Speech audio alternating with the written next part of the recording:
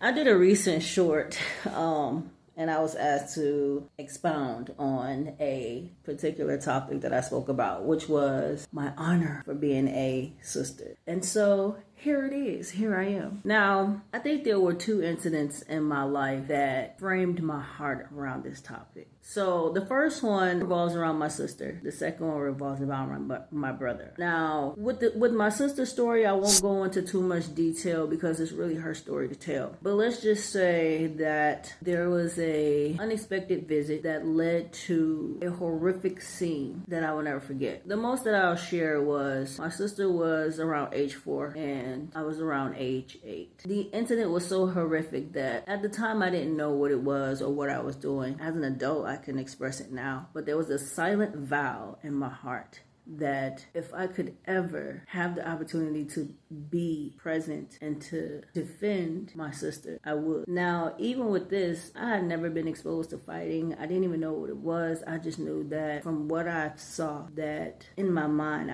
I wouldn't have allowed it. Now, fast forward, I was a little older, maybe 13, 14, 15, I'm unsure. But my dad, who was what people call a deadbeat, I was kind of neutral about it because before my aunt started coming around to pick us up so that my siblings and I could know each other, and I think she also did it too to try to help my father be more, I guess, responsible. So one of the things I've learned about my dad when I finally did get to start knowing him, and maybe I didn't learn about it in the earlier years, but later on in life, is that he was a drug dealer. And that he spent some time in jail back and forth, right? And by the time he and my mom had met, I'm not sure if he was into that lifestyle. I believe they met when they were still in school. I think between middle school and high school they met. I am the oldest out of all of my siblings on my mother and my father's side. But I mention this because my brother and my sister, who they both share the same mother, we all share the same father.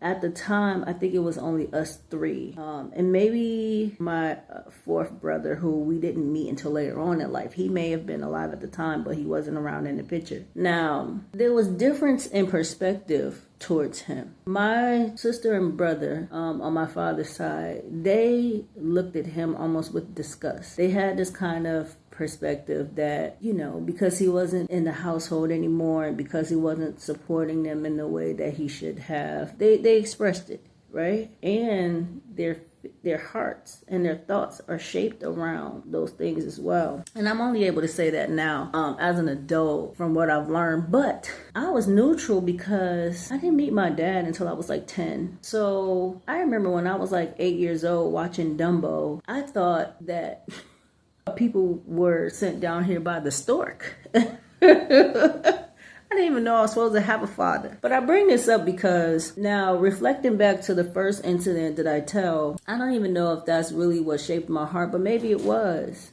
It wasn't like a forethought in my mind, like, oh, because this happened to my sister, I'm going to do this for my brother. But let me get to the story. So we made it to my aunt's house. We get on the phone to call him once we make it to her house. And we're kind of like letting him know like we're there. Our aunt wanted us to reach out to him. And all I know is within moments, my brother was like giving him the business. My brother was telling him he's a deadbeat, he ain't worth nothing, he don't get us anything, and all of the things like this. And my dad's voice cut through my brother's disrespect. And I'm still your daddy, I'll come over there and whoop your butt. Within minutes, my dad was rushing through my aunt's living room door and pretty much was running up on my brother as if to chastise him or whoop his behind or whatever, right?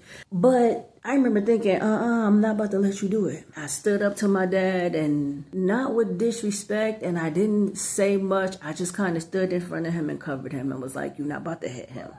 Like, that was the stance that I took. And so I say this because I really do believe that these two incidents have shaped my heart around standing up for others, or being a sister to me was so important. Now, the flip side of that message, because that message was twofold, right? It described my initial heart and passion behind something. But then there was also a lack thereof, if I can say it like that. this version of me now, this is the healed version, but I've experienced some trauma through it all. So over time, right, I just never thought that the same people that I stood up and I fight for, that they would eventually turn and be against me. And although I may not understand a reason why, it doesn't take away the sting of betrayal that you feel from it all. But one of the things about God is He will always allow things to reveal themselves. Because one of the things that I've learned about this over time was I spent a lot of my life fighting other people's battles because of it. And so I'll leave you with this. My brothers and my sisters are those who do the work of the Lord.